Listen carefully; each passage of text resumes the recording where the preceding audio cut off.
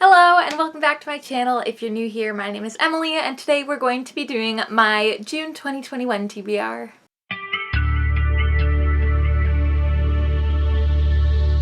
So when I was planning my TBR, the first thing I always do is look up to see if there are any readathons for the month, and I saw that there was a queer lit readathon going on, and I was like, well, that's fun. It's Pride Month. As a hetero cis woman, I always try to read as many LGBTQ authors and characters and books as I can so that I can continue educating myself. And so I'm working on my TBR and I'm thinking about it, and then I thought to myself, what if, because it's Pride Month, I only read LGBTQ authors and books for the entire month? And so basically that is how this was born. I went on a bunch of different websites listing the best LGBTQ plus YA books, or LGBTQ plus YA books that you have to read, or the top 10 LGBTQ plus books coming out this year. So like I went on so many lists and I scoured my bookshelves for every single one of the books that I owned and had not read. I went through my Audible. Audible was a lot easier because you can just sort by genre, and there's a button that's for LGBTQIA+, and so I just kind of clicked it and there they all were. And then I also borrowed some library books, so yeah. Okay, so we'll start with physical books because they're right here. So the first book we have is The Nowhere Girls by Amy Reed. I'm obsessed with this cover. I just think it is so beautiful. And this book follows three different girls, and I think one of the three main characters is she's the queer punk girl in a conservative Mexican immigrant family. So I know that at least one of the girls is queer. I don't know about the other two. And basically they form this group because there is a group of boys in their high school who are accused of rape, and I think the school doesn't do anything about it. I don't know a lot about this book. I knew a lot about it when it first came out, and then I haven't really thought about it since. I had it on my bookshelf and I was so excited to read it when it first came out, and then for whatever reason I didn't. And now it's been so long that I kind of forget about it. But yeah, they make this group, so it's going to be a super fun feminist read. I'm excited. Fun game, if you're legal. Take a shot every time I say I'm excited after one of the books that I talk about. The next one we have is actually an anthology, and this is All Out, and I've had this anthology for a while, and it's so many good authors collaborated on this anthology, and it's literally just an anthology of queer stories, and I'm super excited about it.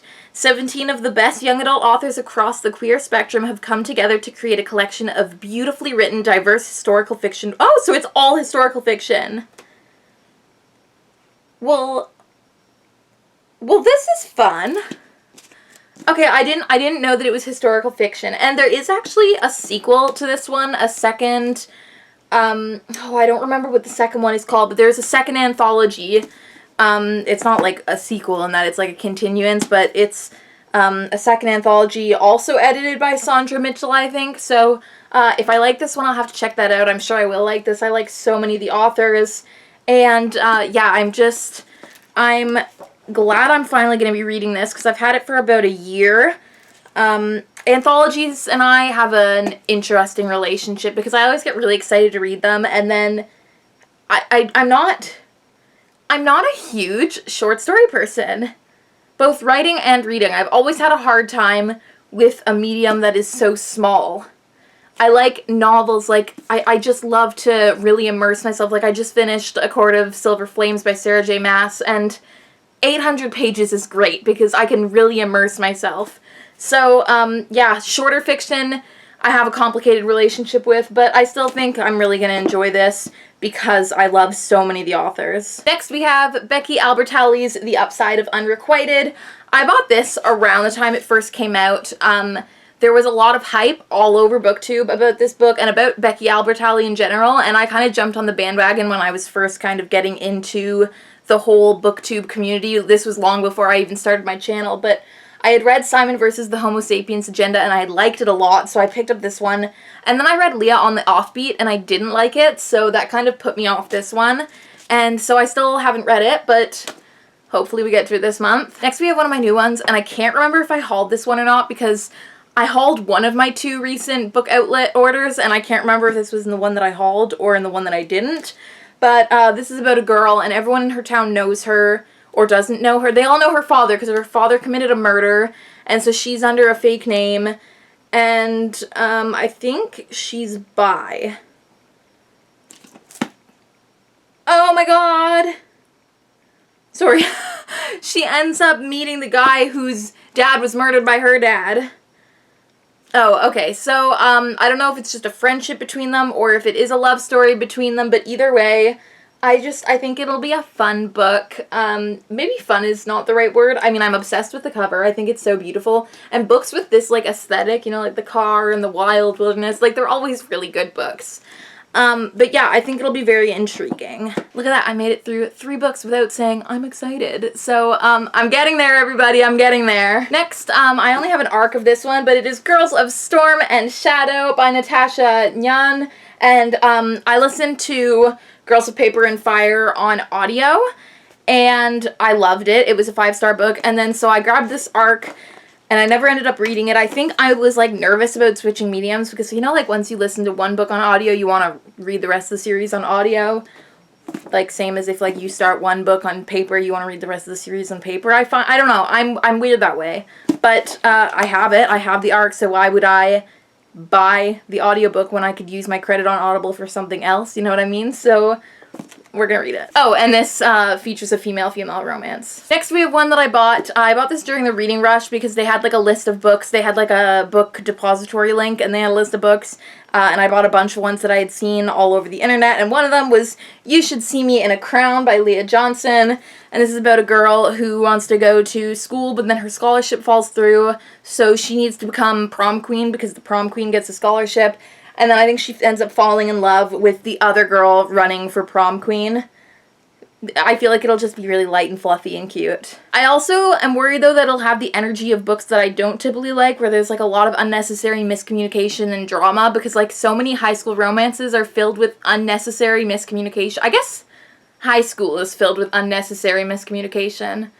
But, like, I don't remember there being that much miscommunication when I was in high school. Like, sure, there were, like, a lot of, like, stupid arguments over nothing, but, like, not to the level that there are. I'm, like, shaking this book as if it's this book's fault. But, like, no, so many young adult books I find just have all of this miscommunication, and it ruins the romance for me, so I'm hoping that's not what happens here. Next, we have Radio Silence by Alice Osman. This is a huge favorite on BookTube, and my friend actually bought this in France and read it and didn't like it, so she gave it to me, and I didn't read it. You know, we left France in a little bit of a hurry, and then I never ended up reading it when I got home, so I've got this. It's about a group of, I think, like 5 friends, so it's kind of that ensemble cast, and I think it has an asexual character in it. I'm not certain, but I think that was one of the things that drew me to wanting to read it, because I find there aren't enough asexual characters in young adult literature in general, so I think that's what it is. Correct me if I'm wrong in the comments, but I think so. Next, we have one that I've had, like, for, I think, 3 years now, and I didn't even know it was LGBTQ+, and that is Love and Other Carnivorous Plants by Florence Gonçalves. I don't know. Oh, this is a female-female romance, I think, now that I'm reading it. A girl is failing pre-med, she enters treatment for an eating disorder, and then starts finding feelings for a girl she met in rehab. Yeah, I got this arc, again, 3 years ago. Hardcover publication was May 2018, so, like, I'm a little behind on the bandwagon there, but yeah, I've wanted to read it for such a long time. I think this was another one that I saw on BookTube, and then I saw the arc at work, and I was like, oh my god, like, I've been wanting to read that forever, I should pick it up, and I just never ended up reading it after I acquired it. But this is probably one of the ones that I really, really want to get to this month, just because I've had it for so long. I think I'm going to try to read the ones that I've had for the longest first, but I don't know how that'll go, because, like, if it's been this long, will I really pick it? I don't know. My reading tastes are, I'm such a mood reader, but, like, in the weirdest, most annoying way. Next, we have one that I bought. I think this was waiting for me when I got home from France. I ordered it, like, when I knew I was coming home, because, like, I was really stressed about getting home during the pandemic, and so I was like, I'll buy books. And that is The Miseducation of Cameron Post by Emily M. Danforth. And this is about a girl. The copy, or, like, the synopsis was so gripping to me on Goodreads, because it was like, when Cameron found out their parents died in a car accident, her first feeling was a sense of relief. Relief that they would know that a few hours earlier she was kissing a girl. Or something like, oh, it's literally right here on the back of the book. When Cameron Post's parents die suddenly in a car crash, her shocking first thought is relief. Relief, they'll never know that hours earlier she had been kissing a girl. And then she moves to Montana with her super conservative and religious aunt, and then she gets sent to a conversion camp by her aunt, I think.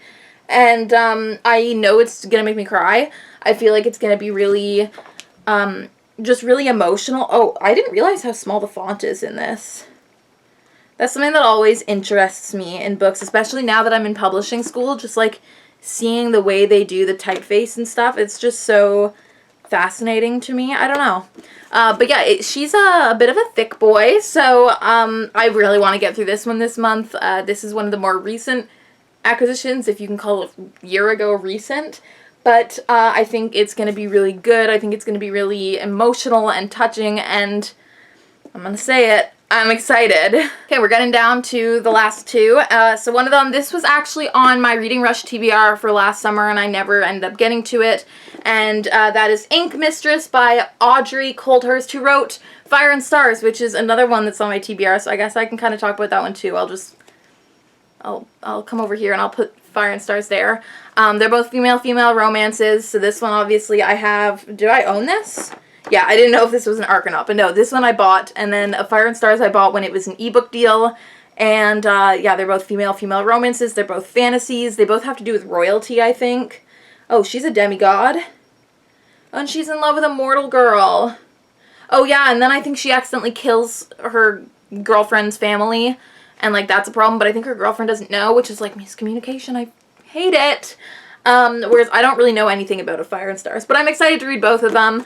This one especially, I bought it because it really piqued my interest, and I really wanted to read it for the Reading Rush, but I ended up reading a fair amount of books that week, just like a lot of them weren't on my TBR. Okay, and then lastly for the physical books, I didn't even know I owned this one until I went looking for The Miseducation of Cameron Post, and I found this one in my book cart, and that is Love and Other Curses by Michael Thomas Ford.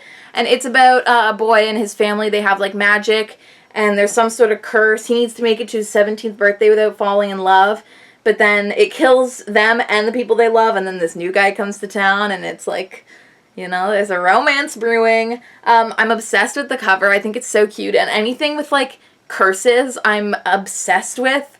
The Accident Season is one of the ones that I really loved.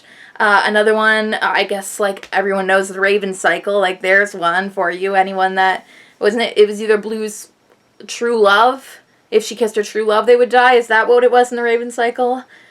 A semi-definitive list of worst nightmares is another one that's just, like, there's something about these curse books that I love. And the fact that I didn't even know I owned it is like kind of a bonus. It's just like a fun extra book. It wasn't even on my list. So that is all of the physical books. I will go over to the audiobooks next. I had to duck out and grab my phone to do that. Also, one of the audiobooks that I'm going to be talking about, which it'll probably be the first one I'm talking about because now I'm bringing it up. I was watching an old Read with Cindy video today, and, or I guess her channel is just called With Cindy now. And Cindy mentioned it, she reviewed it, and I was like, oh my god, I'm about to read that book. So that was kind of exciting, and she also listened to it on Audible, I wonder, or on audio. I don't know if she uses Audible specifically, but if she does, I wonder if she got it because it was a daily deal, because that's why I got it. Yeah, I'll talk about that one first. That one is In the Dream House by Carmen Maria Machado, and it is about an abusive relationship that she went through with her ex-girlfriend, so it's kind of her experience, and I don't really know much about it, honestly. I haven't listened to it or read it yet. But I think Cindy said that it's a memoir, but it's written like fiction in a way. I've heard a lot of good things about it, and the cover is super interesting. So I love me a good memoir, especially on audio. I prefer listening to nonfiction over fiction on audio. So this will probably be the first audiobook I pick up this month. Okay, so the next one is Witchmark by C.L. Polk.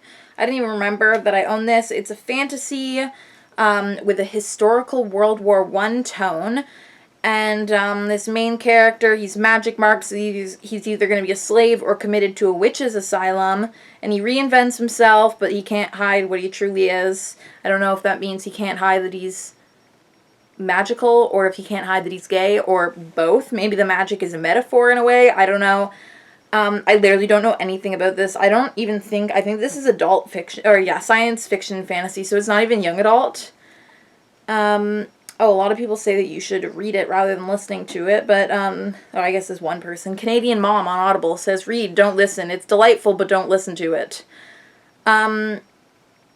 Well, a lot of the times people say read, don't listen, and I end up finding the audiobook fine, so I guess we'll see. Okay, then we have Captive Prince by C.S. Pacat, I think is how you pronounce that. I'm literally having to go into the details for all these because I don't know anything about them. I know I've heard about the Captive Prince trilogy on BookTube. That was why I got this. I think I actually used a credit. I don't even think this was a daily deal. Like, I used a credit to get this because I heard about it. Oh, is this going to be an enemies to lovers? The one man Damon needs is the one man who has more reason to hate him than anyone else. Yeah, okay, it's an enemy to lovers. I'm going to love this. But apparently there are trigger warnings for sexual and physical abuse. So that's something to keep in mind about this book. And it's more PG than someone expected, which is fine. This person loved it. They used so many exclamation points. I don't know why, I'm just scrolling through the reviews telling you, like, you guys could scroll through the reviews, but I'm just enjoying myself. Next we have one that I got actually recently, and that is Not Dead Yet by Jen Burke. And this one, this guy is an immortal not ghost, and he transitions between, like, this world and the other plane, and he's working for his boyfriend, I think. He's helping track down a murderer. His boyfriend's a detective, and he's like a ghost, so they're working together. So, you know, it's going to be like a second chance love story. I'm going to be obsessed with it. I'm excited. I had to say it. I am. I really am. Okay, and then lastly, we have The Magpie Lord by K.J. Charles. And, oh, this is the magician. I mean, a lot of these are magician ones. What is with me and gay magicians? I'm just here for it, I guess. Okay, so he inherits an earldom, and then this magician hates him, but then they fall in love. Oh, yes. Warning, contains hot male-male sex between a deeply inappropriate earl and a very confused magician. Dark plots in a magical version of Victorian England. Family values, not the good kind, and a lot of swearing. I love that they put that in the synopsis. Like, they had to let us know. I'm excited about this one, too. Okay, the reviews are very interesting. There are all these 5-star reviews, and then some person said, good and bad.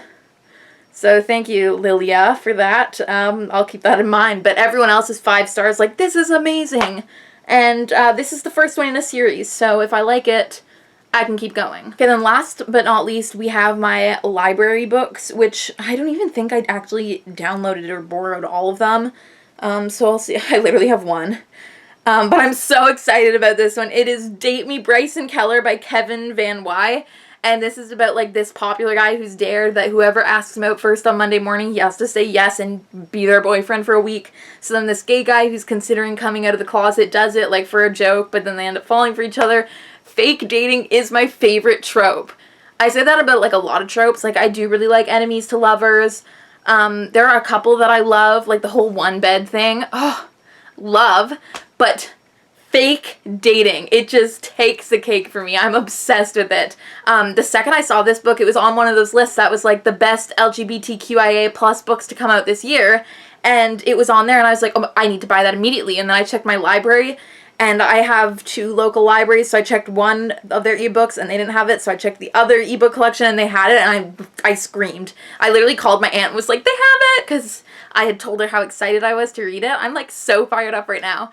I'm so excited to read it, and tomorrow I guess it'll be today. I'm posting this on June 1st, but I'm filming this on May 31st.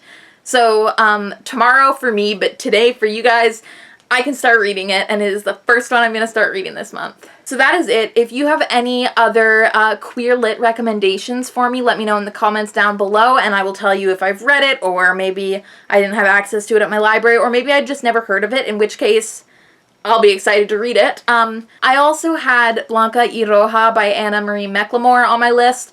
I've only read one of their other books. I've read Wild Beauty, and I loved it. I was gonna read Blanca y Roja for part of the Minecraft-a-thon, and then I never did, so it's downstairs, which is why I don't have it for this TBR video. But if I end up reading it, it'll be in my wrap-up. Anyways, that's all, you guys. Thank you so much for watching. Again, let me know in the comments down below if you have any suggestions or ideas for me. Let me know if you've read any of these, what you thought. Please give this a huge thumbs up if you like it. And if you want to see more from me, maybe you want to see my wrap-up once I'm done this month, you can hit that subscribe button. And I will see you guys all in the next one.